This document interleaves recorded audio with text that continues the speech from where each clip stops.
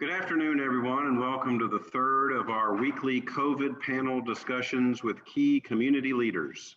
This is an event organized by Tallahassee Memorial Healthcare and reflects amazing cooperation and collaboration across the entire Leon County healthcare community, including TMH, Capital Regional Medical Center, the Leon County Health Department, Leon County Government, the Bond Community Health Center, and the Neighborhood Medical Center. That's a lot of partners.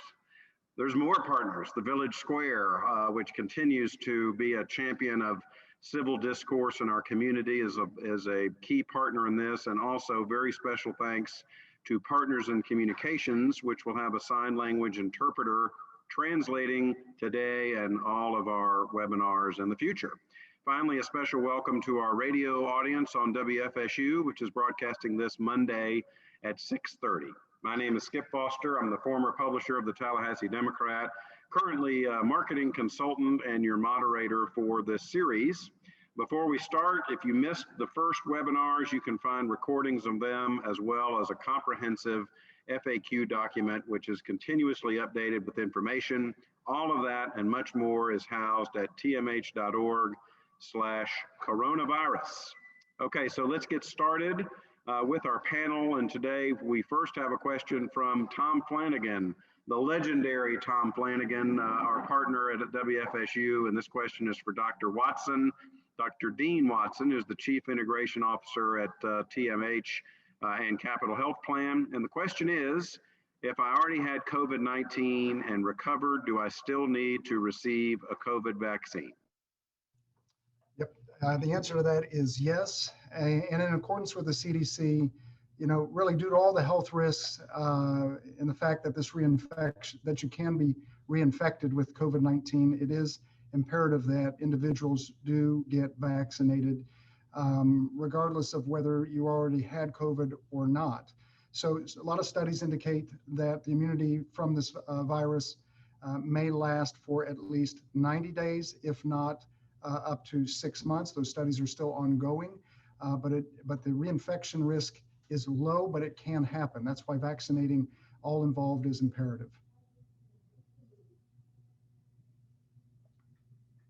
Great. Thank you, Dr. Watson. And I'm the first unmute violator. So what I want to do is now head to a little around the horn session where we check in with each of our panelists to see what is happening at their specific facility. And of course, we're going to start with Claudia Blackburn, who is the health officer for the Florida Department of Health in Leon County. Ms. Blackburn, can you give us the very latest key stats on the virus, on vaccines, and what we should expect here in the near future? Sure. Good afternoon, everyone. So I'll start with the bright spot, which is our progress on vaccinating people 65 and over. At this point, we have vaccinated about 61.4% of our 65 plus population and about 80% of our healthcare workers. If we estimate 11,000 healthcare workers, that's a little bit low. So 22,616 people, 65 plus, have been vaccinated. And overall, for the total population, 10,306 people have completed the 2-dose series. So we should be getting more vaccine, 3,510 doses, hopefully, in the early part of next week, that we will share with our partners. And we'll also be getting second dose vaccine that we will be using for our second dose clinics and also sharing with our partners for their second dose clinics. In terms of COVID cases, for week 5, we are at 26,328 cases cumulatively with 246 deaths in Leon County residents. Our positivity rate for January 31st through February 6th, so it's preliminary, we don't have all the data yet, but it is at 7.12% for the past 2 weeks. And so far for week 5, fingers crossed, we have decreased to a 6.3% positivity rate. So we are seeing a decline. Our 7-day rolling average of cases has been 166 for the last 2 weeks, and that has declined to 124 per day for week 5. We're seeing a disproportionate share of cases in the 18 to 34 year age group. 46% of the cases are in that age group, and that represents only 31% of the population. Our other indicators like influenza-like illness, COVID-like illness, visits to emergency departments has they're going in the right direction. They're declining as well. So that's good news. We have had 2 cases of the UK variant identified in Leon County in the latter half of February or January, excuse me. And we're continuing to monitor for additional cases. So that's the status of where we are right now. Hey, Claudia, can I follow up on one question? And so you said 61% of our 65 and overs have gotten the vaccine. Is there any way to know what percent of that age group has actually actively sought to get the vaccine? I mean, and let me ask that in a second different way. Are we going to get to a point where we have vaccinated all those in that age group who have sought the vaccine? And when that happens, then what do we do next? So that's a great question. We would like to know the answer to that as well. What we do know is we originally had, I don't know, 16 to 20,000 people sign up. We have about 700 left on our list that we hope to complete this week. There are also people that have now registered in ShareCare, which is that myvaccine.fl.gov. And we have requested the list from ShareCare, so we'll know how many have requested it that haven't yet been served. But we hope to get to at least 80%, and we hope to get there in the next few weeks. Okay, so thank you, Ms. Blackburn. I want to turn now to Dr. Temple Robinson, the CEO at Bond Community Health Center. Dr. Robinson, what are you seeing at Bond? Good afternoon. We have vaccinated approximately half, a little more than half of our 65-year-olds. And what we're doing now is trying to get that list of those who have refused or have not come to see if we can convince them to be vaccinated. We've given out a little over 1,200 vaccines, I would say, to date. And all of the healthcare providers have their second shots, and many of the patients have had their second shots. We're also seeing the demand for vaccinations increase, so I'm happy to report that. Thank you, Dr. Robinson. Now I want to turn to Jeanne Freeman, who is the CEO at the Neighborhood Medical Center.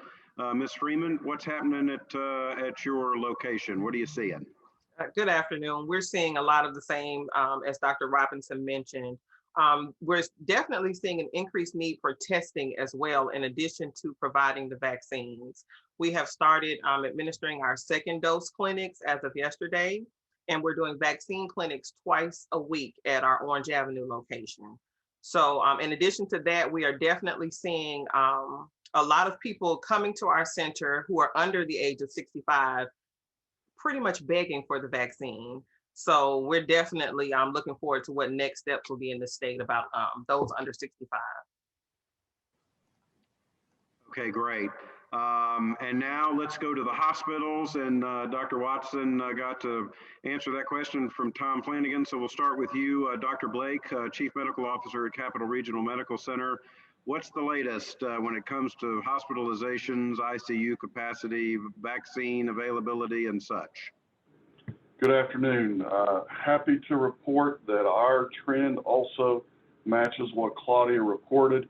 For the last 3 weeks, our hospitalizations continue to decline. Today, we have 42 inpatients, which is the lowest number we've had since mid-December. We only have 3 patients currently on the ventilator. So numbers continue to improve. We also continue to vaccinate. We had a clinic this morning where we did over 400 people in about 3.5 hours. We've done a total of 2,100 doses for healthcare workers, including ones in the community and, of course, our own staff members. So numbers are improving, vaccines are getting out.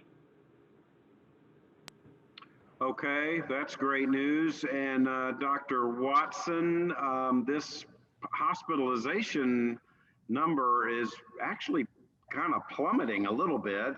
Is that a surprise to you? And is that what you're also seeing at TMH? Yeah, no surprise. I mean, it's actually, it's a great sign. We really didn't see a significant reduction until this week of hospitalizations. We have 5 in the ICU, which is great. We've had a reduction in ICU, 37 on the floor, but they're sick, very sick folks. And I think the vaccination work is going a long way here. Some of the activities that we're involved with is, and I know we discussed this earlier, but it's really focusing on working with Claudia's group and getting these vaccines distributed out to our partners. We've done tens of thousands of doses, and we're going to continue to do that. We appreciate that partnership. The other thing that you're aware of, and I know is going to be a topic to discuss, is the vulnerable populations. TMH is designated as a site. All hospitals are designated as a site to be able to vaccinate those that are vulnerable. We use the CDC guidelines for vulnerable designation. We do not have very many vaccines at all. We were given 1,000 vaccines for this purpose, and they've already been assigned.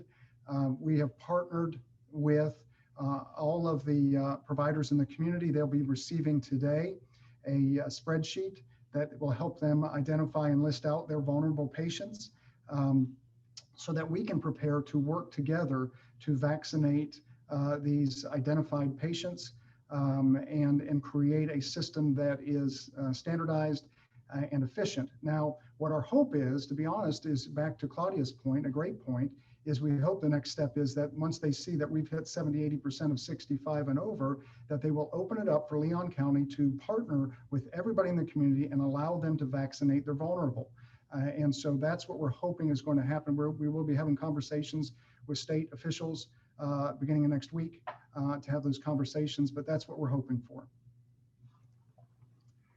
Okay, thank you. Well, we're going to come back to that topic, but first I see that our city and county representatives are both here, which we really appreciate.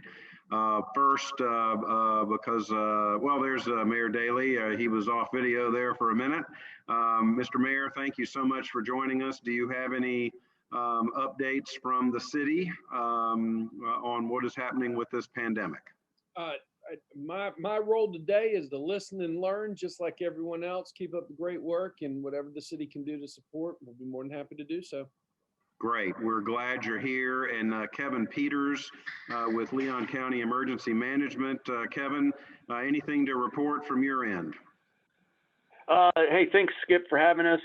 Again, still continuing to work with our partners, helping facilitate conference calls between Claudia and our different healthcare sectors to ensure that they have the opportunity to discuss all the different plans we're working on, some of the stuff that Dr. Watson was discussing about the vaccines and the state's allocation for the vulnerable populations. We're engaged in those conversations.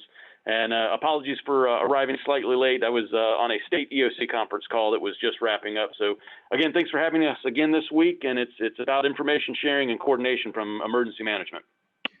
Well, Kevin, you got some nerve actually doing your job. I can't believe that caused you to be late. No, we certainly understand and appreciate that everyone on this call is juggling a lot of things, and your time is very valuable to us. So I want to turn, I think we've hit everybody, and I want to come back to you, Dr. Blake, and get to this issue of the folks that are under 65 but are extremely vulnerable.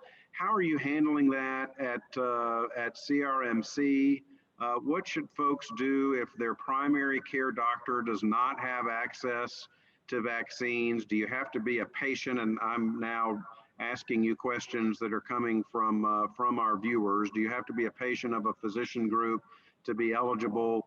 Just what's happening at CRMC when it comes to these populations of people? Yeah, that's a complex question. I agree with Dr. Watson, but to back up a little bit, the state only distributed that vaccine to certain hospitals. Capital Regional did not get that allotment, and it's very specific vaccine for that population. I also agree with Dr. Watson. The state only gave out a very limited amount. Hospitals in Tampa, Orlando, they all ran out very quickly. So I imagine, like Dr. Watson stated, that as we finish up with a higher percentage of the elderly population, that the state will then give us more vaccine to do the vulnerable population less than 65.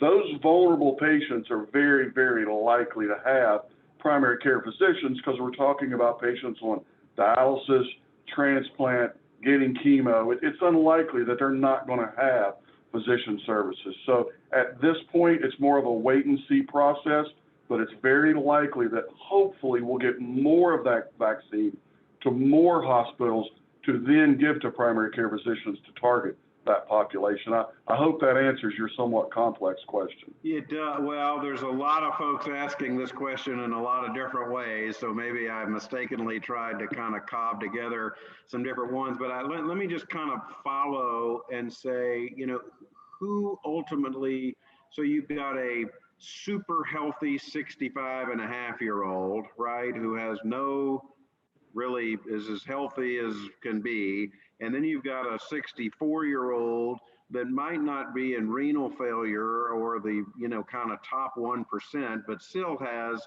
you know, maybe they're a cancer patient or is, you know, kind of maybe in the top 10% or 20%. And those are both in the top group, as I understand it. Who's making the decision as to when someone's illness is severe enough that's under 65 that they jump ahead of a healthy 66-year-old? Does that question make sense? How's that decision getting made?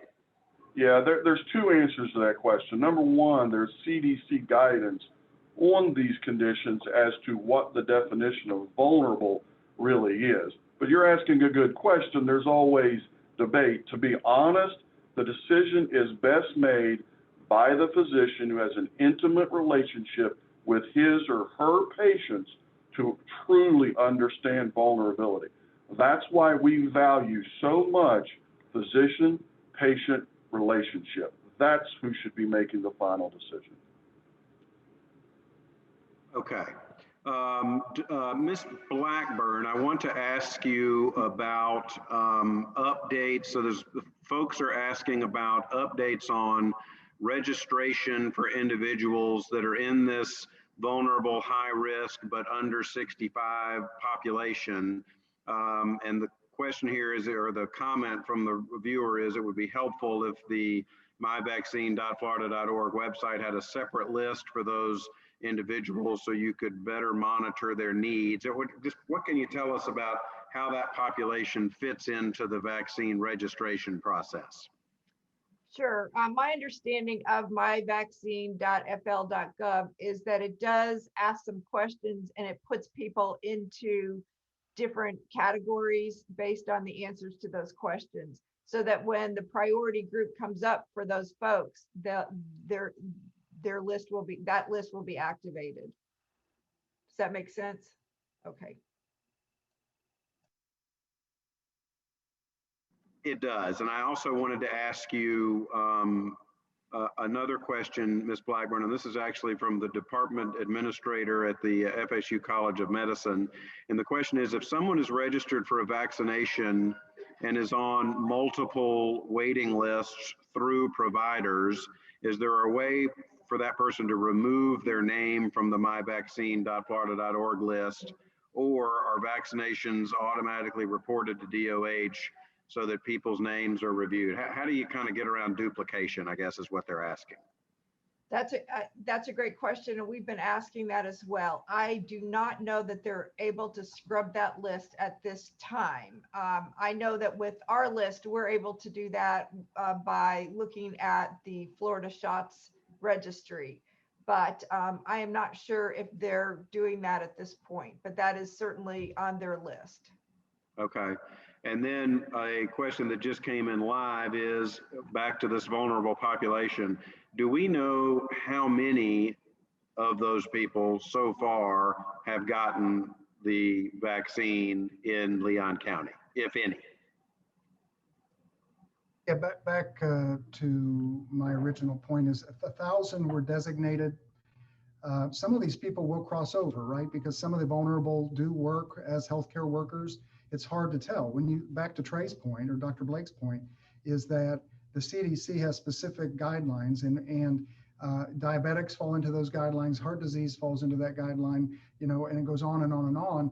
And many of those people have jobs, and many of those jobs are in healthcare. So we have been vaccinating cross mix, and over this week and Monday, we will have vaccinated another approximately 1,000 vulnerable. And again, we are preparing for larger quantities of vaccine to arrive with our partners that are on this call to be able to handle more of these patients. And back to Dr. Blake's point, it is in the hands of the physician, and they are all reviewing their lists right now. Many of these practices, the larger practices, the capital health plans, the TPCAs, the TMHPPs, have systems that can actually look at vulnerability based on disease processes. And so they do rank them, they go through them with the doctors, and they're creating those lists.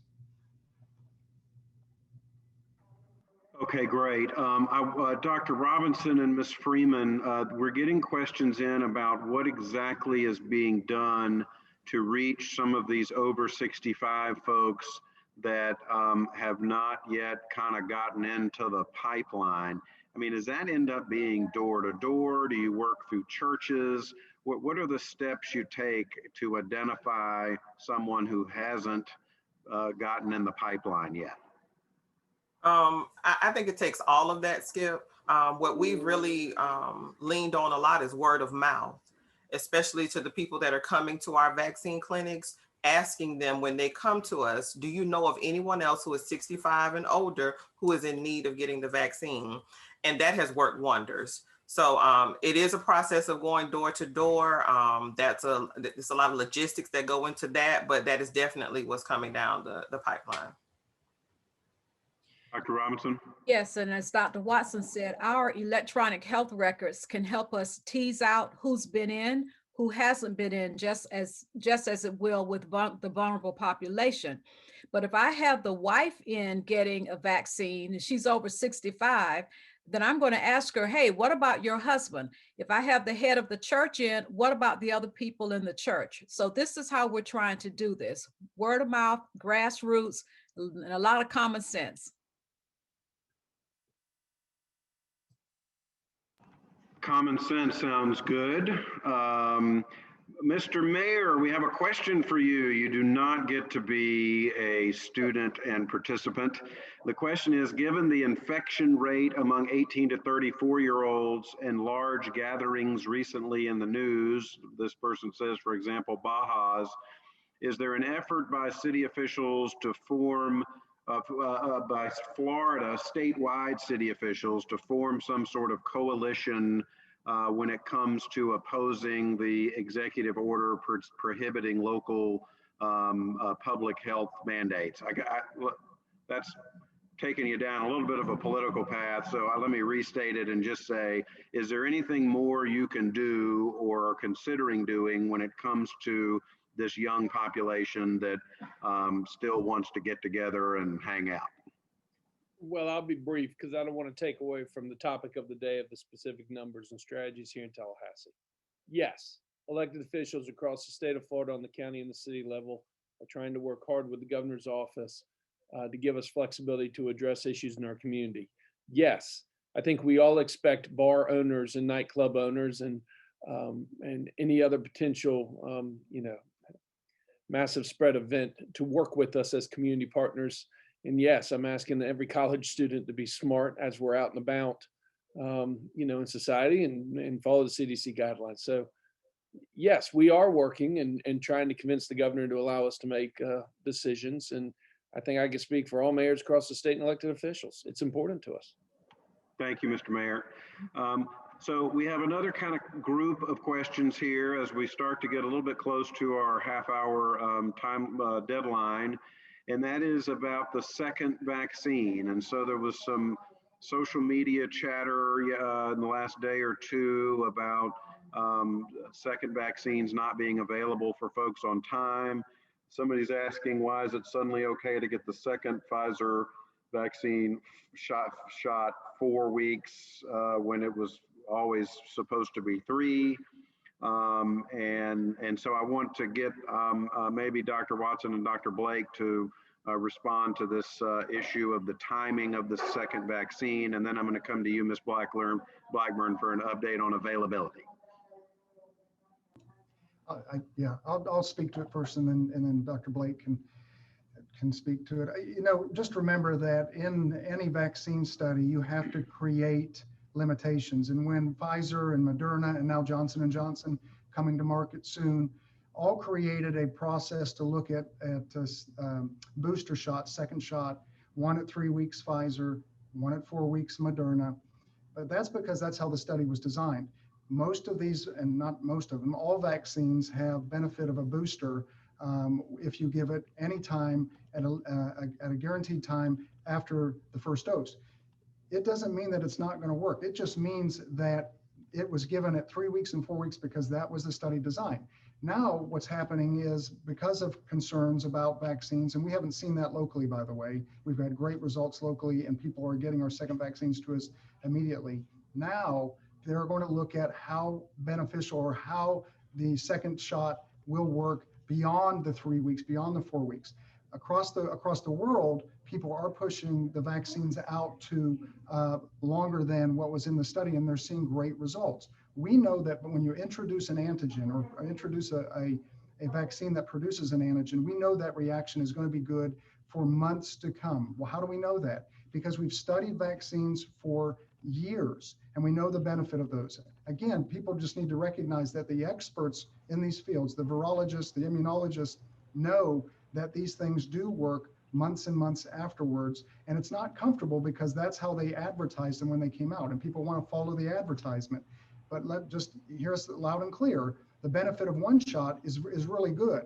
The benefit of 2 shots is even better, but it doesn't mean you have to get it at the exact date and time. Dr. Blake, follow up on that, and I'd also like to just know, is there some time period after the first shot where we know it's too late, right? So, I mean, you wouldn't want to do it 10 years after the first shot. So if you start backing up, what's the point where people should really be concerned that they haven't gotten that second one? Yeah, that's a great question. Let me back up a little bit, though. There is some CDC guidance that is a little confusing.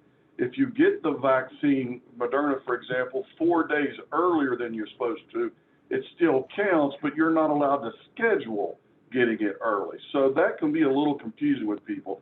Back to your second question, CDC guidance again states that you have up to 16 days late to get the second dose of Moderna, but then they say if you have to take it later than that, you should still take it. So it's an evolving process. I agree with what Dr. Watson said. You have to get the second shot. You should not take it early.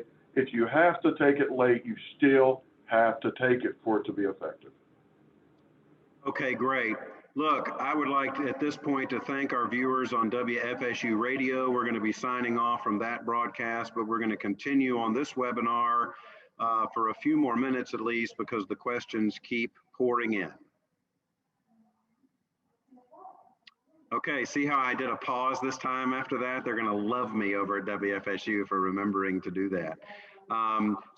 Ms. Blackburn, I promised I would come to you on this because there have been lingering concerns about supply on the second vaccine. I think that's probably the same thing as the timing concern, but how can you update us on that? At this time, we have been getting the second dose vaccine like clockwork. So we hope that continues. Again, it's week to week.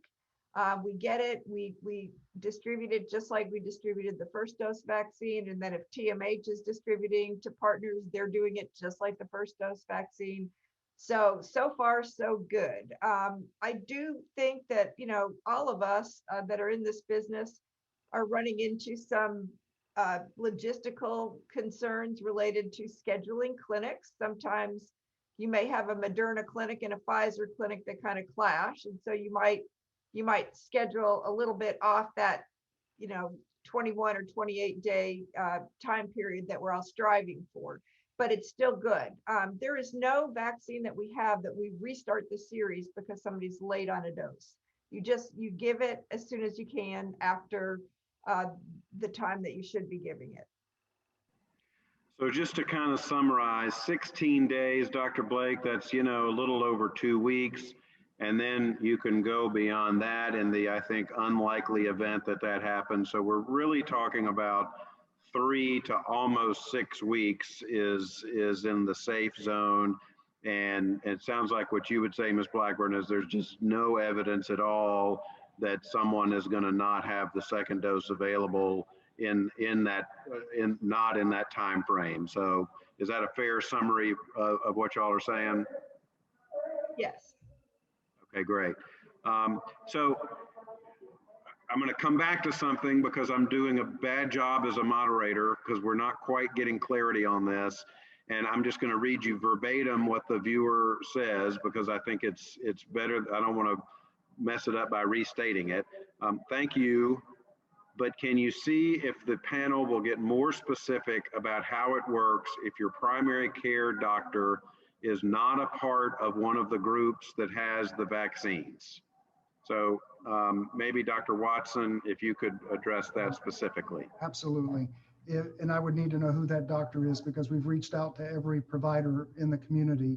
We are working closely with every single primary care provider in Leon County, and we actually have providers in the surrounding counties as well. So if we know who that is, please, you can let Claudia know, you can let me know, and we will make sure that they have what they need. Let me remind you also, there are certain providers in the community that have chosen not to engage in vaccinating. It is not a simple process. We appreciate everybody that is engaged in this process, but there are providers that are not engaging in it. Thank you. Dr. Robinson, we're continuing to get questions about concerns about the racial disparity of vaccinations. And I know we've talked about this on previous webinars. It was at 8% at one point.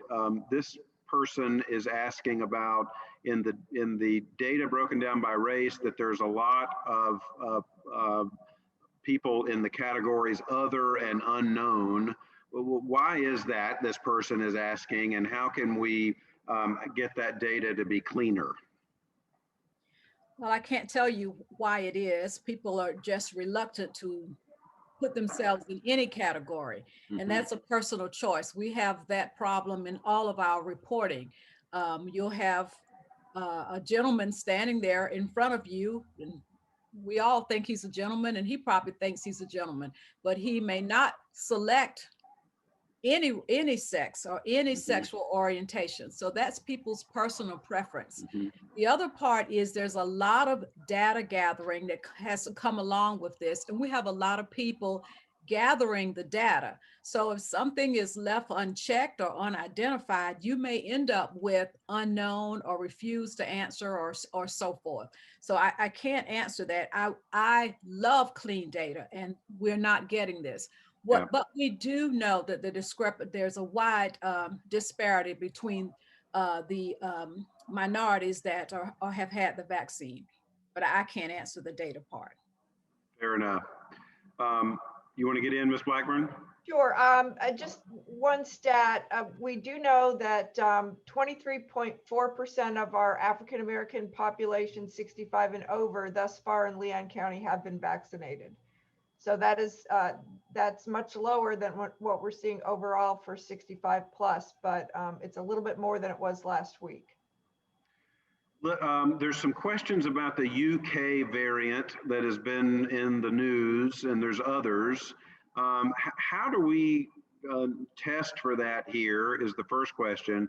And then the second question is, and I know you're going to have to speak generally on this, which medical people just love to do, right?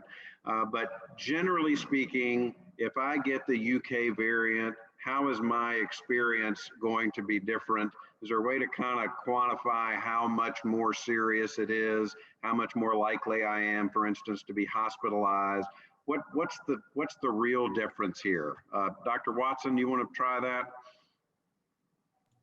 I'll try the difference. Claudia can speak to some of the testing stuff, how she's doing it, how she's getting those results. That's not through the hospital, but these variants, what they're seeing is that they are much easy to spread. had a tongue twister there. And the severity is yet to be determined. These things are aggressive. And I got to tell you, the coronavirus in general is aggressive. And now you've got variants that are coming out that are spread more easily.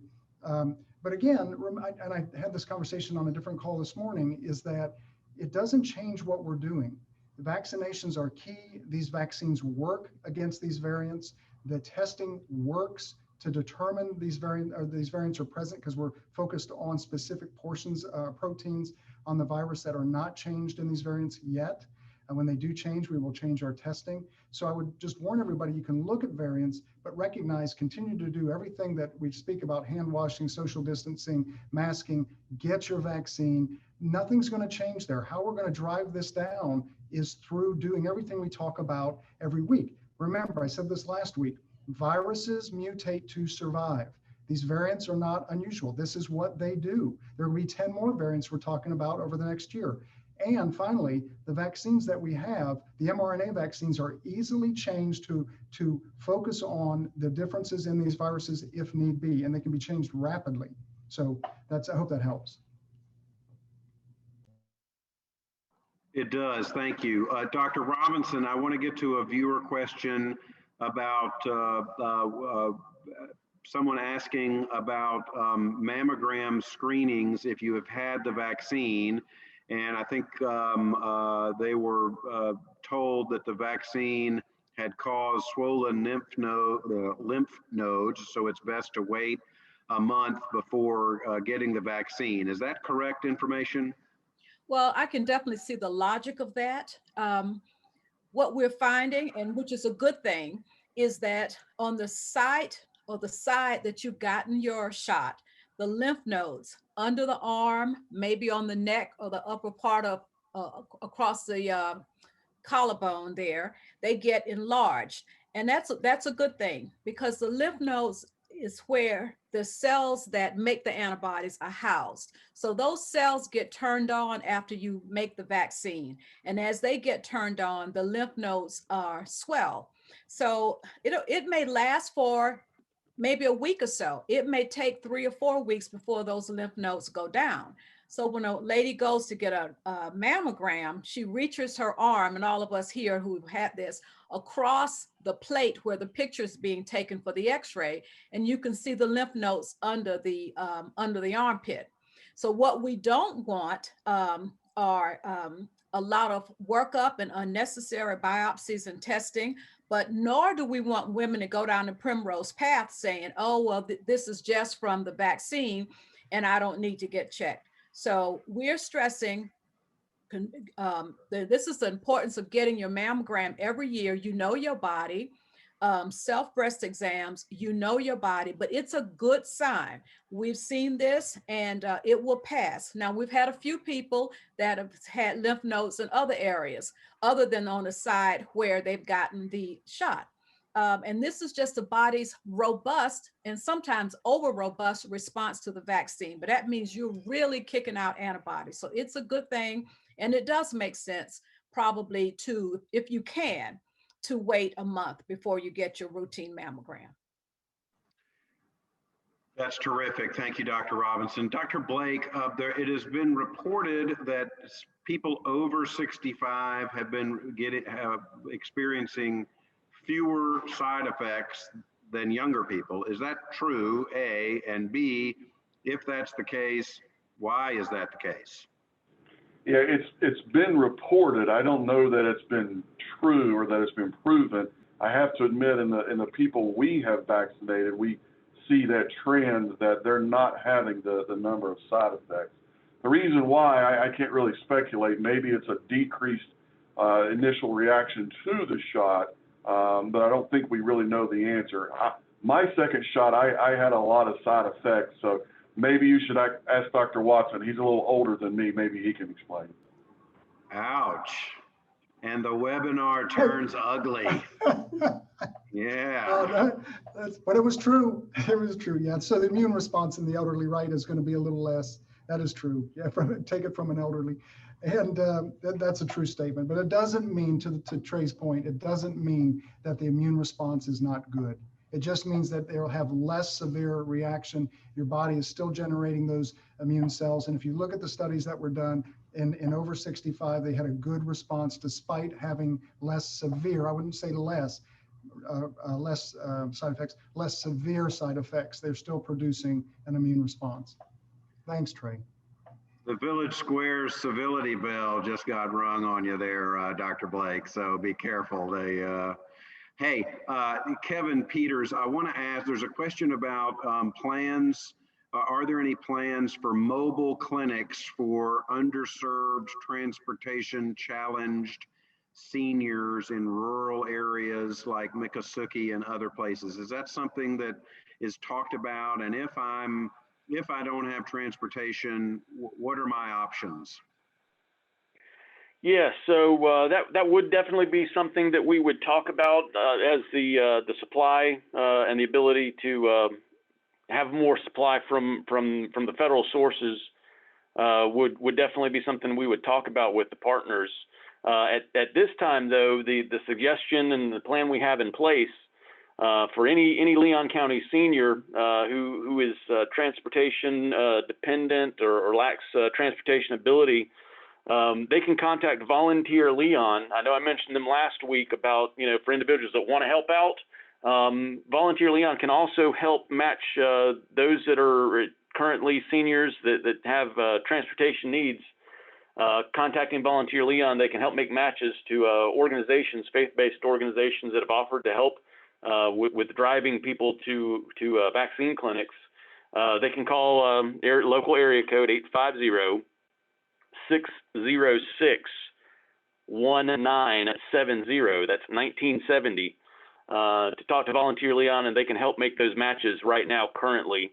And again, as you mentioned, mobile clinics may be a thing of the future, but currently calling Volunteer Leon would be the way to go to help get matched up for people that are looking for transportation assistance.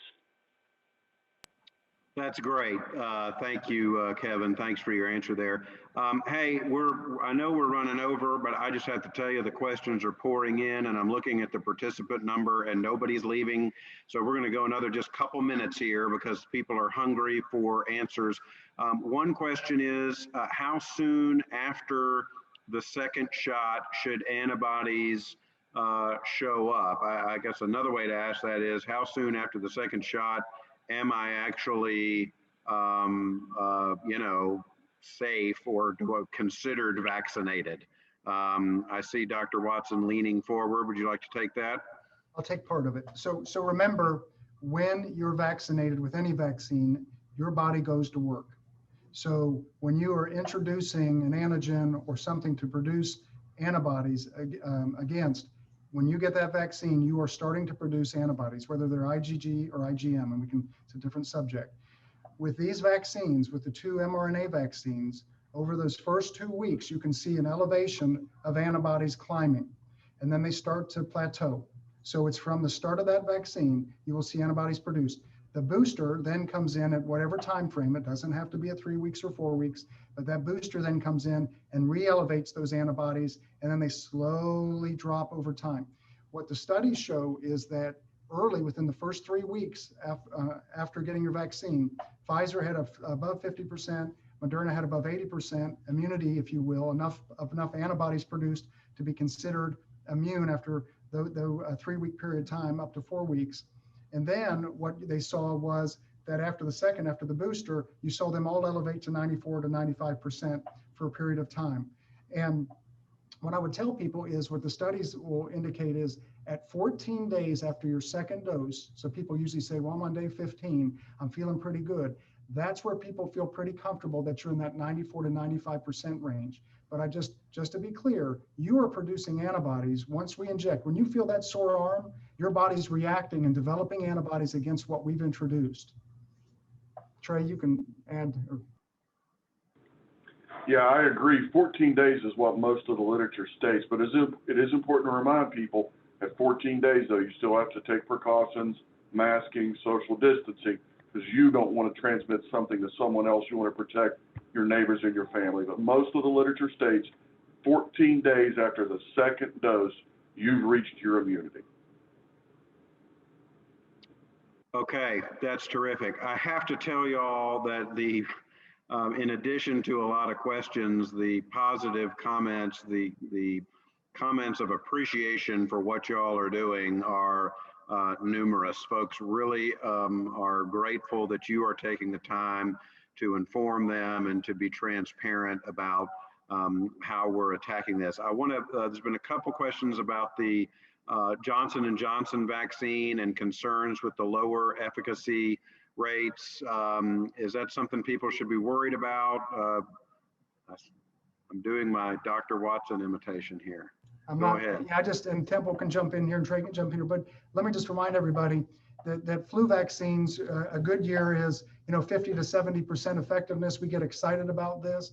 Johnson & Johnson's at 72% for the US, but more importantly, let's not focus on that. Two things. One, it's one shot, okay, which is going to be a huge game changer for us from logistics standpoint. Number two, the hospitalization and mortality rates that were reduced using this Johnson & Johnson vaccine are incredible. They have data up to 100%, 85 to 100% reduction. That is a game changer. So even though it's 72% theoretical on antibody levels high enough to be considered immune, this vaccine will keep people out of the hospital and it will keep them from dying. And that's what we're focused on. It will bring us back to some normalcy. And so we're very excited about this. And actually, if you read the news, and I don't read a lot, but even the manufacturers of the mRNA vaccines came out to say, you know what, this vaccine is a game changer for us as well, because they recognize that it isn't just all the immunity numbers, the 94, 95, it's the end result numbers, hospitalization and mortality. And I want people, yes, I want people to be encouraged and not discouraged if we happen to get the Johnson & Johnson vaccine in our community. This is not some discount second-rate vaccine. So it's not as if, well, now that we have it, it's going to be some second-rate vaccine. The 72%, if you will remember, the first two vaccines, Pfizer and Moderna, they were tested on almost, I'm going to use the word virginal viruses. This Johnson & Johnson vaccine not only was tested against the first strain that we know of, but several other strains of virus. So you're not really comparing a vaccine to vaccine, pound to pound. But this is going to save people's lives. So I don't want people to push back and say, oh no, I want the 95% one. I don't want the 72% one. Whatever vaccine comes your way, if it has been approved for EUA, emergency use authorization, please get the vaccine. You have to trust your medical providers. That's well stated, and I appreciate that. And here's the other thing to your point, Temple, is that everyone that has been concerned about getting a new vaccine, an mRNA vaccine, well, this one is a classic. So they used the same viral technology using an adenovirus, which is benign. It's not going to hurt you. Y'all, this vaccine is for real. This is going to be a game changer for us. We're going to have 3 weapons in the arsenal, and we're going to be able to affect this virus even more now. And there's a 4th one right behind it. And so this is fantastic news. That's great. Y'all killed that question. Way to go. Last thing, and then we're going to wrap up. There's questions about blood. Giving, when is it okay to donate after the vaccine?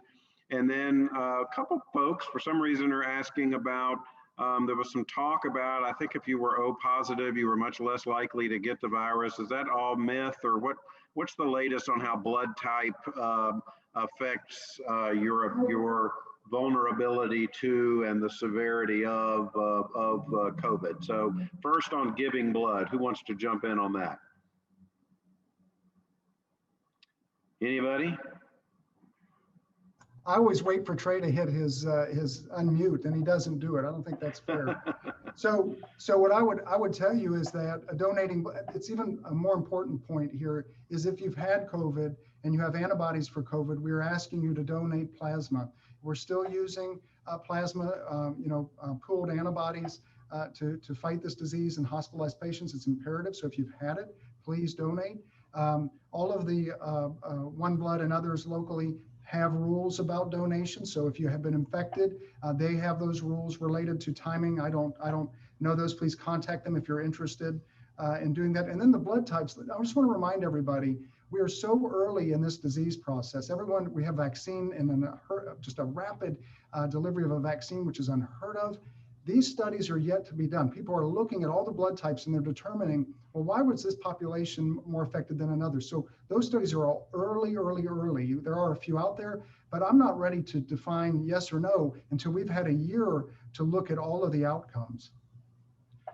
So look, if you hundreds and hundreds of viewers out there and many more that will watch, if you've been asking yourself, wow, I wish I could do something.